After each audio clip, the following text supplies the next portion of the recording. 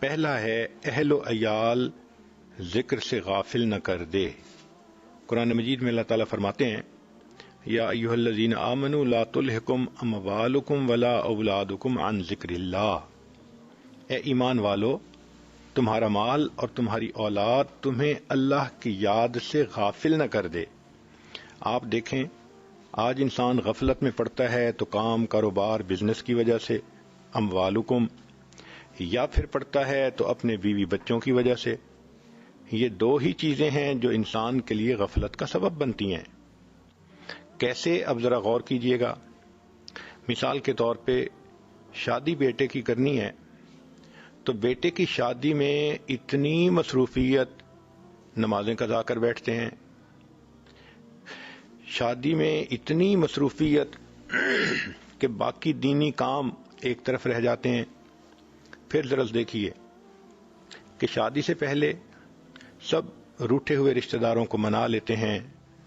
اگر گھر میں کام کرنے والا بھی کوئی ناراض تھا، ڈرائیور تھا یا کوئی اور، تو اس کو بھی منا لیتے ہیں کہ جی خوشی کا موقع ہے، ہر کسی کو منا لیں۔ تو اتنی اچھی تیاری کی، سب کو منا لیا روٹھے ہوئوں کو، لیکن جب شادی کا وقت آیا تو مخلوط محفل ہو گئی۔ مرد عورتیں بے حجاب ایک دوسرے کے سامنے ہیں، بے پردہ ہو گئے، تو شادی کے موقع پہ اللہ اور اس کے رسول کو ناراض کر دیا۔ اس کا مطلب یہ کہ جو ایک ڈرائیور کو اہمیت دی کہ اس کو منایا گیا، اتنی اہمیت تو اپنے رب کو بھی نہ دی گئی، اتنی اہمیت تو نبی علیہ الصلوۃ والسلام کو بھی نہ دی گئی۔ ہمیں یہ چاہیے تھا کہ ہم اس شادی کے موقع پہ ایسے سنت طریقے سے کرتے، کوئی گناہ نہ ہوتا، اللہ اور اس کے رسول صلی اللہ علیہ وسلم راضی ہو جاتے۔ آج کتنے لوگ ہیں جو ان شادی کی بیاہ اور رسوم میں لگ کر شریعت کے خلاف کام کر لیتے ہیں۔ تو معلوم ہوا کہ مال اور اولاد یہ دھوکہ ہے، واچفل رہنا چاہیے۔ سیدنا صدیق اکبر لانو کو ایک دفعہ ان کی اہلیہ نے کہا کہ بڑا میرا دل چاہتا ہے کہ کوئی سویٹ ڈش بناؤں تو آپ مجھے کچھ دے دیں۔ انہوں نے فرمایا میں تو بیت المال سے صرف اتنا لیتا ہوں کہ جو عام غذا کے لیے میرے لیے کافی ہو، میں ایکسٹرا تو نہیں لیتا۔ انہوں نے کہا ٹھیک ہے۔ اب انہوں نے کیا کیا کہ تھوڑا تھوڑا پیسہ بچانا شروع کر دیا گروسری میں سے، حتیٰ کہ ایک دن انہوں نے حلوہ بنایا تو جب سیدنا صدیق اکبر نے دیکھا تو انہوں نے پوچھا کہ یہ حلوہ کیسے بنایا؟ انہوں نے کہا کہ میں تھوڑا تھوڑا پیسہ بچاتی رہی، اتنے پیسے ہو گئے کہ میں سویٹ ڈش بنا سکوں۔ تو صدیق اکبر نے فرمایا کہ دیکھو میں بیت المال سے لیتا ہوں، اتنا لے سکتا ہوں جتنا ایک عام بندہ لیتا ہے، اور عام بندے کو سویٹ ڈش کے لیے آسانی نہیں ہوتی۔ یہ کہہ کر جتنا انہوں نے پیسہ اکٹھا کیا تھا، آئندہ تنخواہ میں سے اتنا پیسہ لینا کم کر دیا۔ سیدنا عمر رضی اللہ تعالیٰ عنہ کے پاس ایک مرتبہ مال غنیمت میں بہت سی خوشبو آئی۔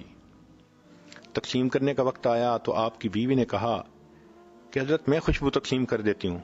فرمایا نہیں، کسی اور عورت کو کہتا ہوں۔ انہوں نے پوچھا کیوں، آپ کو مجھ پہ اعتماد نہیں کہ میں ٹھیک ٹھیک تقسیم کروں گی؟ فرمایا یہ تو اعتماد ہے کہ ٹھیک ٹھیک تقسیم کرو گی، لیکن جب آپ خوشبو کو تقسیم کر رہی ہوں گی اس وقت اگر آپ کے ہاتھ پر کچھ خوشبو لگی یا اس کی خوشبو آپ نے سونگھی تو یہ کس کھاتے میں جائے گی؟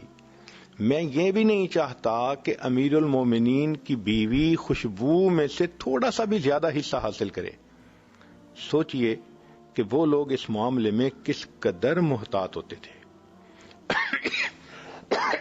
عمر بن عبدالعزیز رحمۃ اللہ علیہ، ان کی رشتہ دار عورت آئی، کہنے لگی کہ آپ کے حکم سے بیت المال سے کوئی پیسہ بھی کسی کو دیا جا سکتا ہے، تو میرے لیے آپ کچھ کر دیں۔ انہوں نے کہا کہ میں تو نہیں ایسے کسی کو فیور کر سکتا۔ انہوں نے کہا کہ آخر میں تمہاری رشتہ دار ہوں۔ ان کا رشتہ دار ہیں، لیکن میں آپ کو اتنا ہی دے سکتا ہوں جتنا ہر مسلمان کا حق ہے، اس سے زیادہ نہیں دے سکتا۔ پھر اس کے بعد عمر بن عبدالعزیز رحمۃ اللہ علیہ نے کہا کہ آگ جلائی جائے۔ جب آگ جلائی گئی تو آپ نے گوشت منگایا اور اس کو آگ کے اوپر بھونا۔ جب وہ بھن رہا تھا تو آپ نے اپنی اس رشتہ دار عورت کو بلا کر کہا کہ دیکھو آپ جو مجھے کہہ رہی ہو نا کہ آپ مجھے دوسروں سے زیادہ دے دو، آپ چاہتی ہو کہ جہنم میں میرا بدن اس طرح جل رہا ہو جس طرح آگ کے اوپر یہ گوشت کی بوٹی جل رہی ہے۔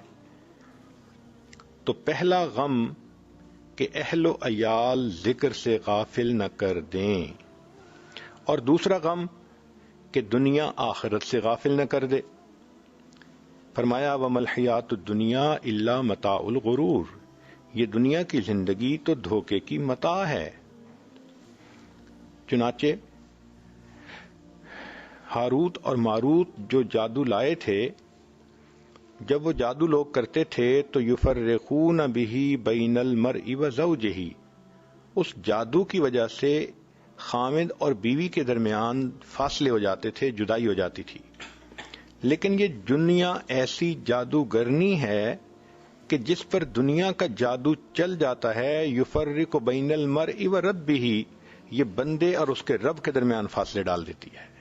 تو یہ ایسی جادوگرنی کہ ہاروت ماروت کے جادو سے بھی بڑا جادو اس کے پاس ہے۔ نبی علیہ السلام نے 2 لفظوں میں بات سمجھا دی، فرمایا الدنیا حلوۃ خضرۃ، دنیا بڑی میٹھی ہے، بڑی سرسبز ہے۔ دیکھیں میٹھی چیز کھانے سے انسان کا جی نہیں بھرتا، پیٹ بھر سکتا ہے، جی نہیں بھرتا۔ اب آئس کریم مختلف فلیورز کی انسان جتنا بھی کھائے، چاکلیٹ کھائے، اس لیے نہ کھائے کہ بھئی ویٹ نہ گین کر لوں، یہ الگ بات ہے، مگر طبیعت تو چاہتی ہے کہ کھاتا ہی رہے۔ اسی طرح سرسبز اگر کوئی سینری ہو تو اس کو دیکھنے سے جی نہیں بھرتا۔ تو نبی علیہ السلام نے فرمایا یہ دنیا میٹھی بھی ہے، سرسبز بھی ہے۔ جتنا بندہ دنیا کے اندر انوالو ہوتا ہے کاموں میں، اتنا یہ اور بندے کو اپنے اندر الجھا لیتی ہے اور اس کو موت سے غافل کر دیتی ہے، لہذا یہ بھی انسان کے لیے دھوکہ بن جاتی ہے۔ چنانچہ ایک مرتبہ ایک بڑے میاں تھے جن کی عمر 85 سال تھی۔ اس عاجز نے ان سے بات کی کہ بھئی اب تو ایسی عمر ہے کہ ہمیں چاہیے کہ ہم نماز پڑھیں، نیکی کریں، آخرت کی تیاری کریں۔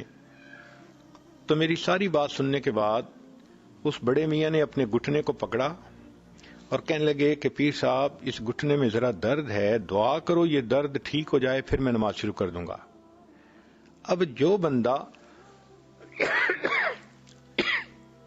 85 سال کی عمر میں گھٹنے کے درد ٹھیک ہونے کا منتظر ہے، یہ دھوکہ نہیں تو پھر اور کیا ہے؟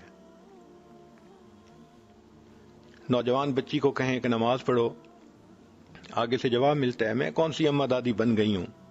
یہ دھوکہ ہے۔ یہ کہاں لکھا ہے کہ صرف اماں اور دادی کو موت آتی ہے؟ کتنی بچیاں جوانی کی عمر میں فوت ہو جاتی ہیں، کوئی ایکسیڈنٹ کے ذریعے، کوئی بیماری کے ذریعے۔ تو یوں ذہن میں رکھنا کہ ہم اس وقت مریں گے جب بال سفید ہو جائیں گے، تو یہ دھوکہ ہے۔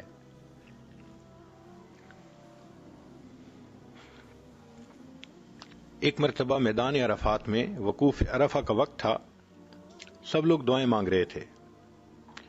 ایک بڑے میاں 2-3 نوجوانوں کے ساتھ بیٹھے شادی بیاہ کی باتیں کر رہے تھے۔ تو مجھے عجیب سا لگا کہ وقوف عرفہ میں تو دعا مانگنے کا وقت ہوتا ہے، اتنا قیمتی وقت ہے، اور یہ بڑے میاں ان کے ساتھ اس وقت میں بیٹھ کے یہ نکاح شادی کی باتیں کر رہے ہیں۔ تو میں نے ان سے حال چال پوچھنے کے لیے ان کو سلام کیا۔ میں نے پوچھا کہ آپ کا کیا حال ہے؟ کہنے لگے جو گزر جائے واہ واہ ہے۔ تو اس پر بھی حیرت ہوئی، زندگی تو ایسے لگ رہی تھی کہ چہرے پہ سنت نہیں، نماز کی پابندی نہیں، تو زندگی تو آہ آہ تھی، اور وہ کہتے ہیں کہ جو گزر جائے واہ واہ ہے۔ میں نے پوچھا آپ کی عمر کتنی ہوگی؟ کہنے لگے عمر تو میری 72 سال ہے، لیکن میرا دل 25 سے اوپر نہیں گیا۔ اب میدان عرفات میں وقوف عرفہ کے وقت جو بوڑھا بیٹھ کر یہ کہے کہ میرا دل 25 سے اوپر نہیں گیا، یہ دھوکہ نہیں تو اور کیا ہے؟ مسکین ابن آدم لباسہ کفن مرکبہ جنازہ ولدہ یتیم منزلہ قبر فراشہ تراب حلالہ حساب و حرامہ عذاب۔ کیا یہ دنیا ہے؟ حلال بھی اس میں سب کچھ ہوگا، تو حساب دینا پڑے گا، اور اگر حرام ہوا تو عذاب اس کے بدلے میں ہوگا۔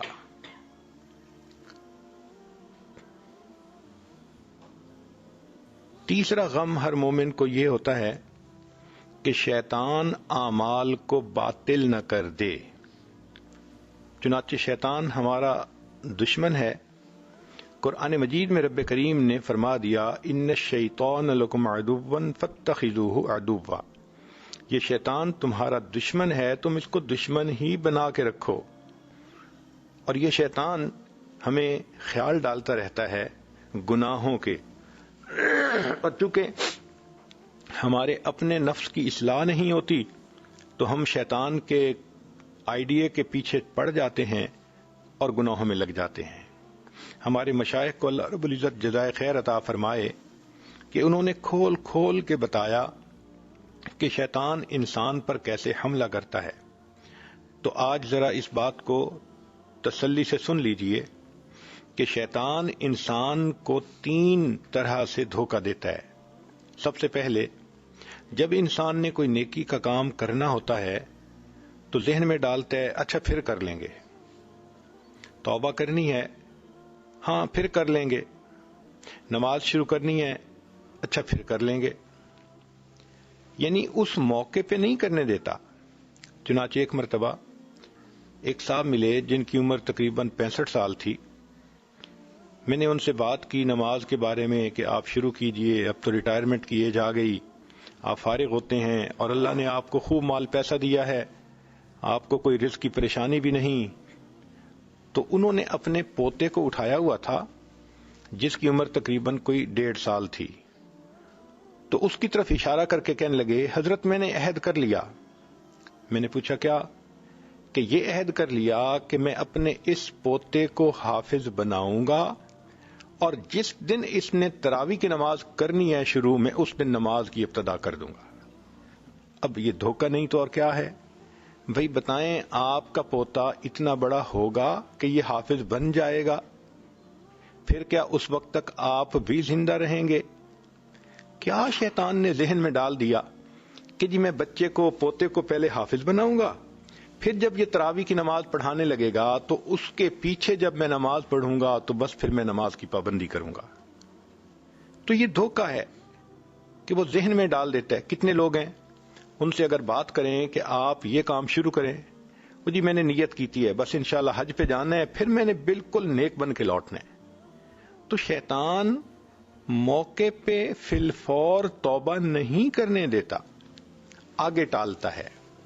اسی طرح طالبات کے ذہن میں یہ ڈالتا ہے ابھی تو پڑھ رہی ہیں، بس انشاءاللہ پڑھ کے پھر اکٹھا عمل کریں گے۔ جس طالبہ نے یہ سوچا کہ پڑھنے کے بعد اکٹھا عمل کروں گی، آپ سمجھ لیں کہ وہ عمل سے محروم رہے گی۔ جو عمل کرنے والی ہوتی ہیں وہ ادھر پڑھتی ہیں ادھر عمل کرتی ہیں، ادھر پڑھتی ہیں ادھر عمل کرتی ہیں، اللہ ان کو جیسے علم کی توفیق دیتا ہے، عمل کی بھی توفیق عطا فرما دیتا ہے۔ تو یہ تو دھوکہ ہے کہ نیک اعمال کو انسان ٹال دے۔ آپ نے بہت سارے عورتوں کو دیکھا ہوگا، بچہ کہتا ہے امی میں چہرے پہ داڑھی رکھنا چاہتا ہوں، اچھا ٹھیک ہے شادی کے بعد رکھ لینا۔ اب یہ جو بچے کو کہا جا رہا ہے کہ شادی کے بعد رکھ لینا، یہ شیطان کا آئیڈیا ہے کہ وہ موقع پہ نہیں کہنے دیتا۔ چنانچہ لڑکا کہتا ہے امی مجھے نیک دیندار بیوی چاہیے، عالمہ چاہیے، اور آگے سے ماں جواب دیتی ہے بس وہ میں نے اپنے بھائی کی بیٹی سے کر لینا ہے، تمہارے پاس آئے گی اس کو نیک بنا لینا۔ یہ جتنی اس قسم کی باتیں ہیں کہ تم یہ کر لینا یہ کر لینا، سمجھ لیں کہ یہ شیطان کی طرف سے ہوتی ہیں۔ تو پہلا دھوکہ شیطان یہ دیتا ہے کہ فوراً نیکی نہیں کرنے دیتا، کہتے کہ اچھا پھر کر لیں گے۔ اور اگر کوئی انسان اس کی یہ بات نہ مانے کہ بھئی کل کر لیں گے، یہ کہے کہ نہیں مجھے تو آج ہی نیکی کرنی ہے، تو شیطان اپنی ہار نہیں مانتا، شیطان پھر دوسرا راؤنڈ شروع کر دیتا ہے۔ دوسرا راؤنڈ کیا؟ کہ نیکی کے دوران اس کے ذہن میں وصف سے ڈالتا ہے مثلاً آپ نے نماز کی نیت باندھ لی تو اب یہ ہار نہیں مانے گا کہ بھئی میں نے تو روکا تھا کل سے نماز شروع کرنا، یہ تو ابھی کھڑی ہو گئی مصلی پہ، بلکہ وہ کیا کرے گا، نماز کے دوران کبھی دوست کا خیال، کبھی بچے کا خیال، کبھی فلاں کا خیال، اب یہ وسوسے ڈال رہا ہے۔ تو وساوس کے ذریعے انسان کی عبادت کی کوالٹی کو گرائے گا کہ یہ وسوسوں بھری نماز اللہ کے سامنے جائے گی تو پھٹے کپڑے کی طرح منہ پہ مار دی جائے گی۔ تو یہ سمجھ لیتا ہے کہ اس نے میری بات نہیں مانی، یہ وضو کر کے مصلی پہ کھڑی ہو گئی۔ اب کھڑی ہو گئی تو اب دوسرا راؤنڈ کیا کہ اس کو یکسوئی سے عبادت مت کرنے دو، اس کے ذہن میں خیال ڈالتے رہو۔ چنانچہ کبھی اس کو کوئی خیال، کبھی کوئی خیال۔ ایک مرتبہ ایک صاحب بتانے لگے کہ میں نے عہد کیا کہ آج میں ایسی 2 رکعت پڑھوں گا کہ جس 2 رکعت میں مجھے کوئی دنیا کا خیال نہ آئے، تکبیر اولیٰ سے لے کے سلام پھیرنے تک بس اللہ ہی کی یاد رہے۔ میں 2 رکعت پڑھتا، پھر کوئی نہ کوئی خیال، پھر 2 رکعت پڑھتا، پھر 2 رکعت پڑھتا، حتیٰ کہ میں نے 20 رکعت پڑھ لی اور نماز میں کوئی نہ کوئی خیال میں لگ جاتا۔ پھر میں نے ایک دفعہ کہا کہ اب تو میں تھک بھی گیا ہوں، بس آخری 2 رکعت ایسے پڑھنی ہے کہ مجھے کوئی خیال نہ آئے۔ کہنے لگا کہ جب میں نے آخری 2 رکعت کی نیت باندھی تو پوری نماز میں یہی سوچتا رہا کہ مجھے کوئی خیال نہ آئے، مجھے کوئی خیال نہ آئے، اور سلام پھیرنے کے بعد خیال آیا کہ اللہ کو تو یاد کرنے کی بجائے میں تو خیال ہی میں لگا رہا کہ مجھے کوئی خیال نہ آئے۔ تو یہ دوسرا دھوکہ ہوتا ہے شیطان کا کہ اعمال کو یکسوئی سے نہیں کرنے دیتا۔ ایک طالبہ پڑھنے کے لیے تو مدرسے میں آ گئی، لیکن اب شیطان اس کو وسوسے دلاتا ہے، کبھی گھر کی یاد دلائے گا، کبھی بہن کی یاد آئے گی، کبھی کسی دوست کی یاد آئے گی، دل اچاٹ کرے گا تاکہ پڑھائی میں دل نہ لگے، سبق یاد نہ کر سکے اور اچھی طرح دلچسپی سے یہ جو ہے علم حاصل نہ کرے۔ تو یہ شیطان کی دوسری ٹرائی ہوتی ہے کہ عمل کے دوران بندے کو صحیح عمل نہیں کرنے دیتا، اور اگر انسان فرض کرو عمل کر بھی لے اور شیطان کے وساوس کی طرف دھیان نہ دے تو شیطان پھر بھی ہار نہیں مانتا، پھر ایک تیسرا راؤنڈ شروع ہو جاتا ہے۔ اس تیسرے راؤنڈ میں شیطان کوشش کرتا ہے کہ اس کا کیا ہوا عمل ضائع ہو جائے۔ یہ سب سے زیادہ خطرناک چیز ہے۔ کیسے؟ ریا کے ذریعے سے۔ چنانچہ ایک صاحب بات کرنے لگے، جب میں 4تھی مرتبہ حج پہ گیا تو یہ ہوا تھا۔ اب بتائیں کہ بھئی حج پہ گئے تھے یہ ہوا تھا، اس میں 4تھی مرتبہ کہنے کی کیا ضرورت تھی؟ ریاکاری، کہ دوسروں کو پتہ چلے کہ میں نے 4 حج کیے ہیں، ریا کی وجہ سے عمل ضائع۔ مؤذن کو مسجد میں آ کر بتائیں گے، آج آپ نے فجر کی جب اذان دی تو آپ نے یوں کیا، میں تو اصل میں تہجد میں جاگا ہوا ہوتا ہوں۔ بھائی کیا ضرورت تھی لوگوں کے سامنے یہ سب کچھ بتانے کی؟ اس کو کہتے ہیں ریاکاری، کہ دوسروں کے سامنے دکھاوا کرنا، اس ریا سے کیا ہوا عمل ضائع ہو جاتا ہے۔ اور پھر دوسرا حسد سے ضائع کرنا۔ حدیث پاک میں آتا ہے الحسد یاکل الحسنات کما تاکل النار الحطب، کہ جس طرح آگ خشک لکڑی کو کھا لیتی ہے، حسد اس طرح انسان کی ہوئی نیکیوں کو کھا لیتا ہے۔ اب کبھی کلاس فیلو لڑکی کے ساتھ حسد کر دیا، کبھی رومیٹ کے ساتھ حسد ہو گیا۔ ایسی بری بیماری ہے یہ حسد کہ انسان کے کیے ہوئے عمل ضائع ہو جاتے ہیں۔ کبھی کبھی انسان کلمات کفر زبان سے نکلوا دیتا ہے اور پچھلے سارے عمل ضائع ہو جاتے ہیں۔ چنانچہ کلمات کفر کا بھی پتہ ہونا چاہیے، علماء نے کتابوں میں لکھے ہیں۔ چنانچہ مالا بدہ من میں حضرت قاضی ثناء اللہ پانی پتی رحمۃ اللہ علیہ نے کلمات کفر کا بیان بھی کیا، فارسی کی کتاب ہے۔ اس میں انہوں نے یہ مسئلہ بھی لکھا کہ اگر 2 عورتیں بات کر رہی تھیں اور ایک نے بات کرتے ہوئے کہا کہ بھئی شریعت کا تو یہ حکم ہے، اور دوسری نے آگے سے کہہ دیا رکھ پرے شریعت کو فقد کفر، اس نے کفر کا ارتکاب کر لیا۔ اب بتائیں یہ اتنا نازک مسئلہ ہے کہ اگر کسی نے شریعت کی بات کہی جی کہ یہ تو شریعت کی بات ہے، اور سننے والی عورت آگے سے کہہ دے گی کہ رکھ پرے شریعت کو، تو ان الفاظ کے کہنے سے کفر کا ارتکاب کیا، پچھلے سارے اس کے عمل ضائع ہو گئے۔ ویڈیو کے نیچے سبسکرائب کے بٹن پہ کلک کریں، بیل کے آئیکن پہ کلک کیجئے تاکہ ہر نئی ویڈیو کی نوٹیفیکیشن آپ کو مل جائے، اور تھمز اپ کا بٹن دبا کر اس ویڈیو کو لائک کریں۔